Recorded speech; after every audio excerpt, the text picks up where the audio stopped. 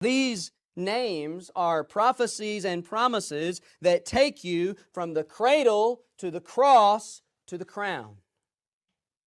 That's what they are, and that's how you should remember them. These names take you from the cradle to the cross to the crown. Because here set before you is the entire mission of Christ. He's come to save His people from their sins. He's come to be God with us. And note that there's no uncertainty in the promise. There's no uncertainty in the prophecy. It doesn't say He's come, call His name Jesus, for He shall try to save His people from their sins. It doesn't say that. It doesn't say He's going to attempt to save His people from their sins. No, it says, call His name Jesus, for He shall save His people from their sins.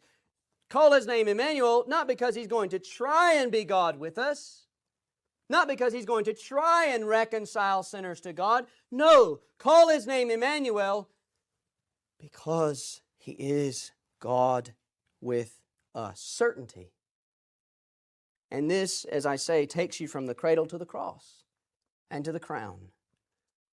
In other words, we're not given here a prophecy that simply leads us to the cross and no further.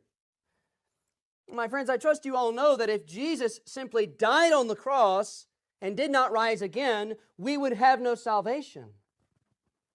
The penalty, the record would show that the penalty wasn't fully paid. But it's because He fully paid the debt of sin on the cross as Jesus and Emmanuel. It's because He fully satisfied divine justice that He was raised from the dead.